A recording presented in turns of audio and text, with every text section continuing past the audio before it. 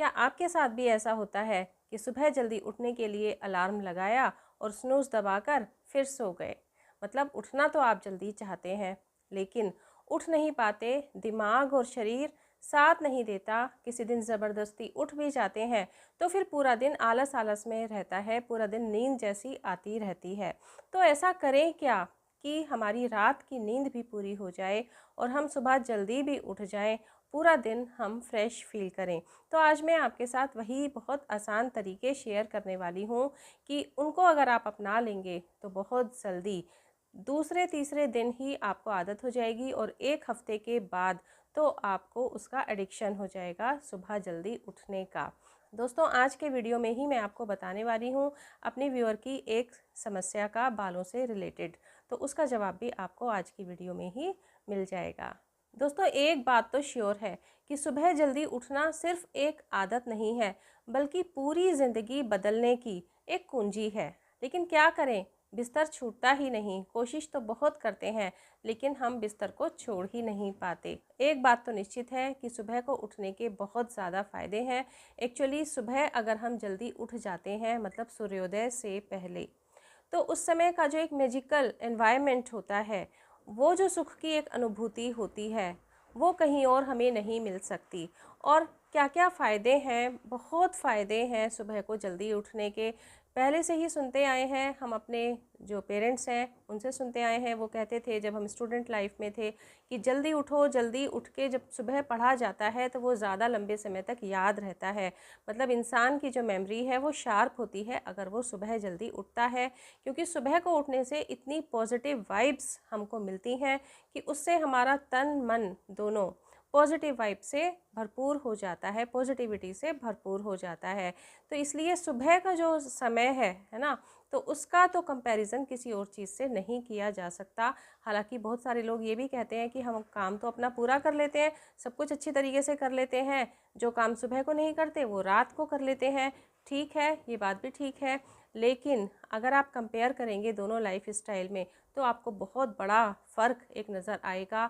और जो इंसान की वर्क पावर है वो भी इंक्रीज़ हो जाती है अगर वो सुबह को जल्दी उठता है। मतलब वही काम अगर आप रात को करते हैं तो उसमें आपको टाइम ज़्यादा लगेगा, लेकिन सुबह अगर आप उठने की आदत बना लेते हैं तो उसमें आपको टाइम कम लगता है। हाँ, एक बात ज़रूर है कि अब मैं जो आपको स्टेप्स बताने वाली हूँ, जो बहुत इजी स्टेप्स हैं, उनसे मतलब शुरू में पहले दिन दूसरे दिन आपको दिन भर थोड़ा सा आलस महसूस हो सकता है, क्योंकि जो स्लीपिंग हैबिट्स बताई जाएंगी, जो आपको सोने का तरीका बताया जाएगा, उससे आपको एकदम से तो नींद नहीं आएगी पहले ही दिन से, क्योंकि पहले की आपको आदत है।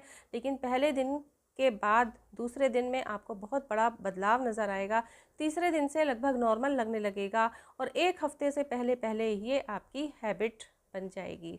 तो सुबह को जल्दी अगर हम सोकर उठते हैं तो उसके फ़ायदे तो अनलिमिटेड हैं, लेकिन प्रॉब्लम ये नहीं है कि फ़ायदे नहीं पता। फ़ायदे सबको पता है कि सुबह उठने के फ़ायदे हैं, लेकिन प्रॉब्लम ये है कि उठ नहीं पाते। तो ऐसा क्या करें कि जो ऑन एन एवरेज एक आदमी की, एक इंसान की जो ज़रूरी नींद होती है लगभग 7 घंटे की होती है।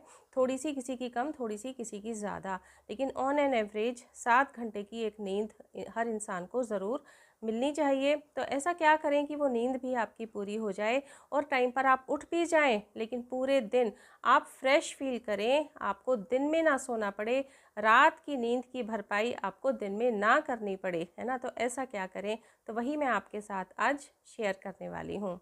अब दोस्तों, अगर हम सुबह सूर्योदय से पहले उठने की बात करते हैं तो इसका मतलब हमें 5 बजे तक हर हाल में उठ जाना चाहिए। और 5 बजे जब उठना है तो रात को हमें 10 बजे सोना पड़ेगा, तब जाके हमारी नींद पूरी होगी। और सोना भी इस तरीके से है कि सिर्फ बेड पर नहीं जाना है, बल्कि हमें एक अच्छी नींद आए जिससे कि हम सुबह को फ्रेश फील करें। तो इसके लिए क्या करना होगा, हमें अपनी जो सोने की हैबिट्स हैं उनको सुधारना होगा। जी हाँ, अगर हम सीधे सादे रूप में कहें कि हाँ सुबह जल्दी कैसे उठें, तो इसका अगर हम एक लाइन में जवाब देना चाहें तो वो यही होगा कि रात को जल्दी सोएं, रात को जल्दी सोने की अपनी हैबिट्स सुधारें। उसके लिए क्या करना है, आज से ही आप करना शुरू करें। आप पहले ही दिन से बहुत फ़र्क महसूस करेंगे। मान लीजिए आपको 10 बजे सो जाना है। 10 बजे सोने का मतलब ये है कि 9 बजे से लेके 10 बजे तक, यानी कि सोने से 1 घंटा पहले आप वो एनवायरनमेंट बनाना शुरू कर दें अपने रूम का जो आपको सोने के लिए ज़रूरी है। जैसे कि अंधेरा जो होता है वो इंडिकेट करता है हमारी बॉडी को कि भाई सोने का टाइम आ गया, तो हमारे जो हार्मोन्स होते हैं, जो स्लीपिंग हार्मोन्स होते हैं, वो एक्टिव हो जाते हैं, अपना काम करना शुरू कर देते हैं। तो सोने से 1 घंटा पहले अपने रूम की लाइट्स या तो ऑफ़ कर दें या डिम कर दें, है ना। कुछ इस तरह से करें कि जो डायरेक्ट लाइट है आपके रूम में वो ना आए, है ना। जैसे आपने साइड से कोई और रोशनी आ रही है बाथरूम की, या आपके जो साइड का बराबर का रूम है उसमें लाइट आपने ऑन की हुई है, उसकी थोड़ी सी रोशनी आ रही है, या अपने ही रूम में एक कम पावर का आप बल्ब लगाएं। किसी भी तरीके से ऐसा अरेंजमेंट आप कर लें कि आपके रूम में जो लाइट है वो बहुत डिम हो जाए। ये एक बहुत बड़ा साइन हमारी बॉडी को मिलता है, ब्रेन को मिलता है सोने का। एक तो ये हो गया।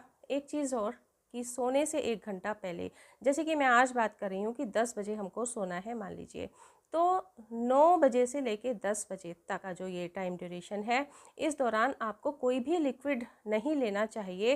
किसी भी तरह का लिक्विड, दूध, चाय, चाय तो खैर लेनी ही नहीं है, चाय के बारे में मैं अभी बताऊंगी आपको।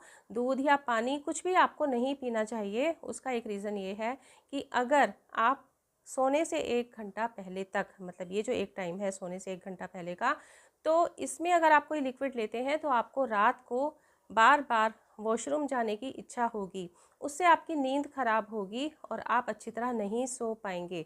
ऑब्वियसली आप बिस्तर पे तो आपने 7 घंटे लगा दिए, लेकिन आपकी नींद पूरी नहीं हुई और आप सुबह को उठने में मतलब आपको मुश्किल होगी।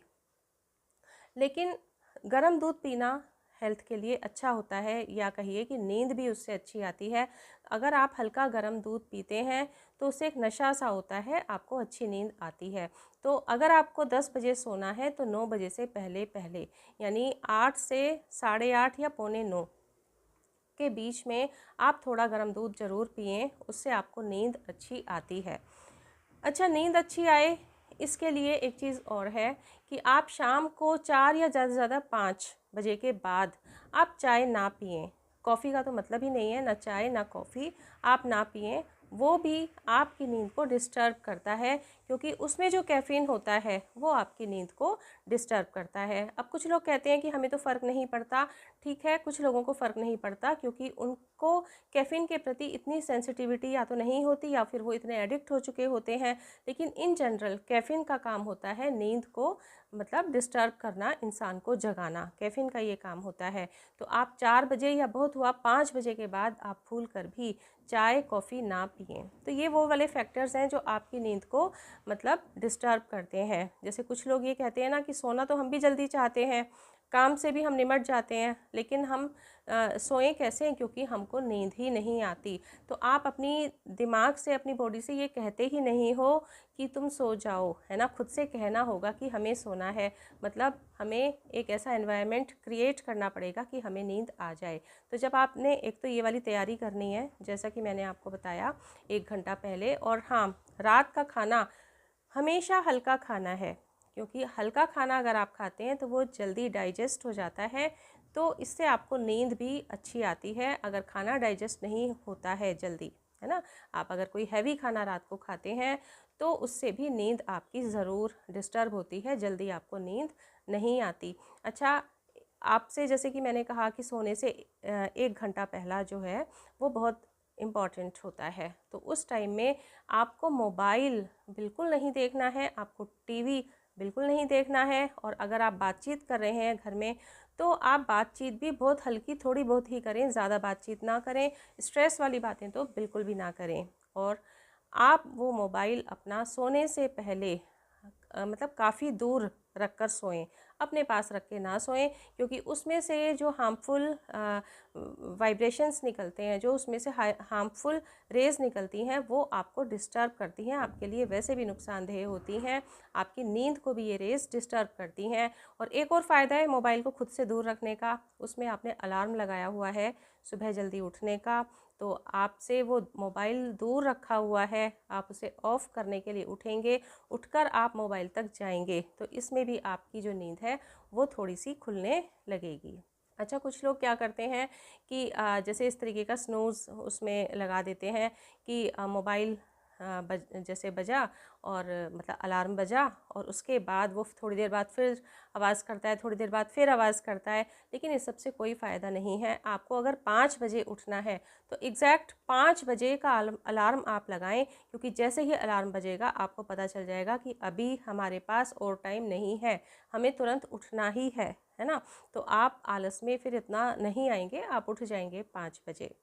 और अगर आप ये अपनी हैबिट बना लेंगे तो आप अलार्म लगाएंगे ही नहीं, क्योंकि अलार्म लगा के उठना कोई अच्छी हैबिट नहीं है। अगर हमारी स्लीपिंग हैबिट्स अच्छी हैं, रात को हमने अच्छी तरह से सोए हैं, है ना, तो उसके बाद अपने आप ही हमारा जो है बॉडी है, जो हमारा दिमाग है, उसमें अपने आप अलार्म होता है, वो हमें अपने आप जगा देता है।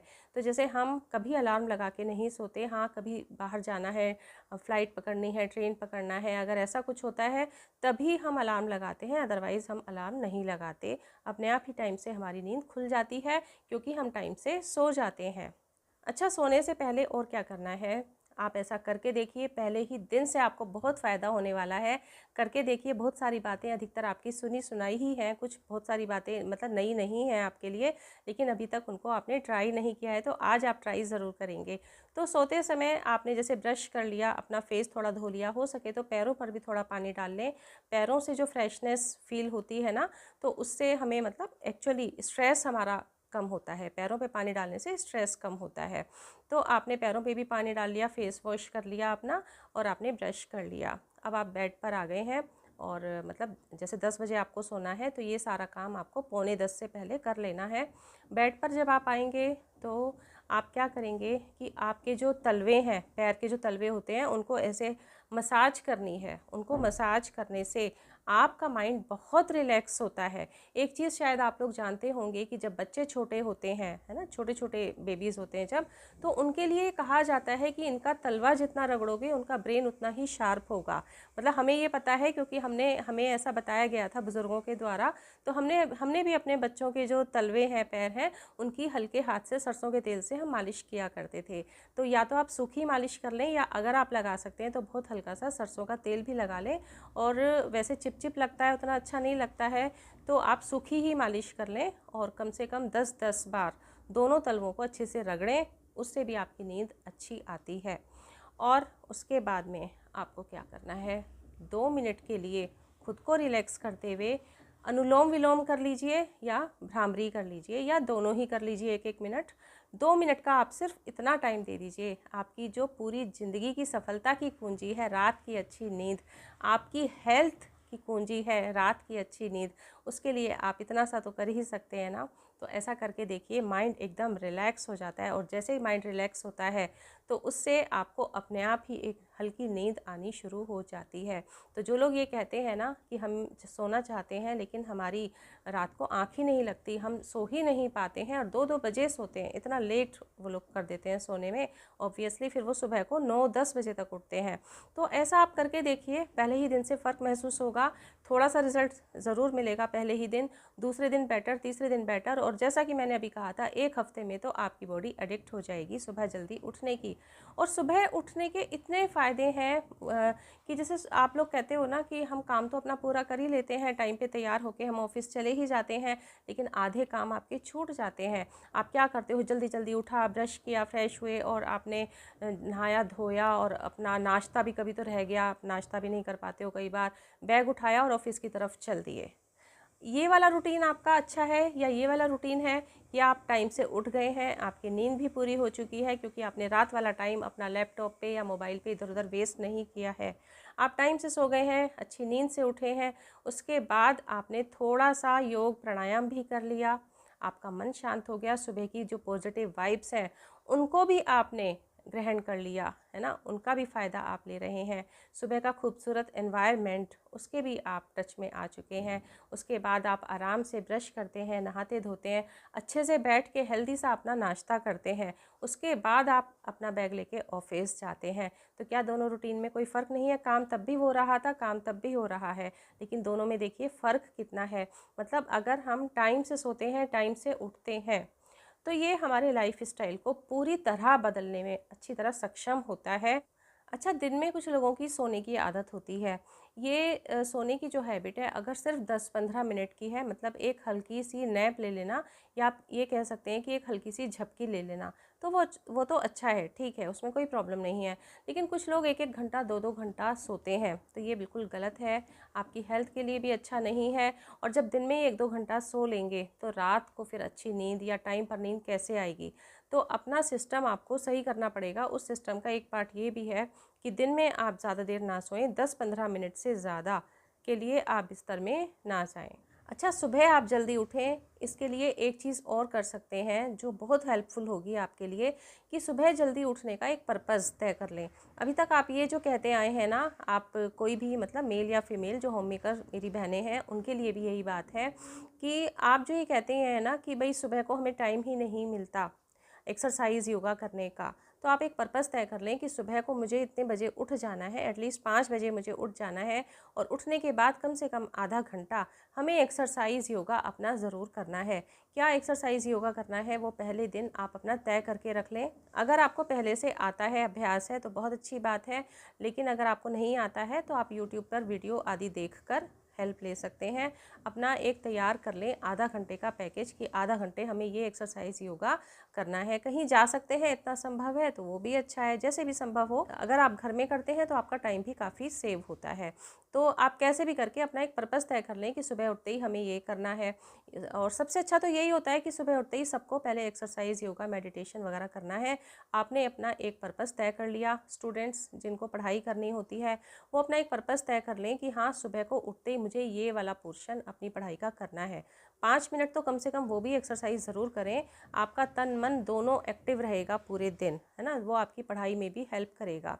और बाकी आप अपना पढ़ाई का एक पोर्शन तय कर लें कि हमें ये सब्जेक्ट इतनी देर सुबह के समय पढ़ना है। जब आप देखेंगे कि कुछ ही दिनों में आपका वो पोर्शन अच्छे से तैयार हो गया पढ़ाई का, या आपने जो भी अपना पर्पज़ तय किया है, तो आप अगर ये देखते हैं कि इससे एक ये अच्छी चीज़ ऐड हो गई हमारी लाइफ में सुबह जल्दी उठने से, तो आपको खुद ही एक मोटिवेशन मिल जाएगा सुबह जल्दी उठने का। अच्छा, जो लोग सुबह को ज़्यादा ही लेट उठते हैं, जैसे 8 बजे उठते हैं या 9 बजे उठते हैं, तो उनको एकदम से अगर वो 5 बजे का अलार्म लगाएंगे तो इतना जल्दी उनके लिए मुश्किल हो जाएगा, और फिर बहुत जल्दी हार मान लेंगे अपनी। तो बेटर है आप आधा आधा घंटा करके अपने टाइम को शिफ्ट करें। मतलब जैसे सपोज़ आप 8 बजे उठते हैं, तो 2 दिन तक आप 7:30 बजे का अलार्म लगाएं सुबह का, और अपना रात को सोने का जो टाइम है वो उतना ही जल्दी शिफ्ट करें। फिर नेक्स्ट डे आप 7 बजे का अलार्म लगाएं, और इस तरीके से करके आधा आधा घंटा अपने टाइम को पहले शिफ्ट करें। तो इससे आपको इतना पता नहीं चलेगा, और लगभग मतलब 1 हफ्ते में या 10 दिन में आपको मतलब लगभग हैबिट हो जाएगी, आप उठने लगेंगे सही टाइम पर। अच्छा, एक चीज़ और है, जैसे ही आप सोकर उठें उसी समय आप अपना बेड सही कर दें, और अपनी जो और जो ओढ़ने की जो चादर है आपकी, उसको आप तह लगा दें तुरंत। उससे भी बॉडी एकदम से एक्टिव हो जाती है और नींद खुल जाती है। या एक तरीका और है, सो के उठते ही ब्रश कर लें। जी हाँ, अगर आप सोकर उठते ही ब्रश कर लेते हैं, अपने टीथ ब्रश कर लेते हैं, तो उससे भी आपकी एकदम से नींद खुल जाती है। ये भी एक अच्छा तरीका है नींद से जागने का।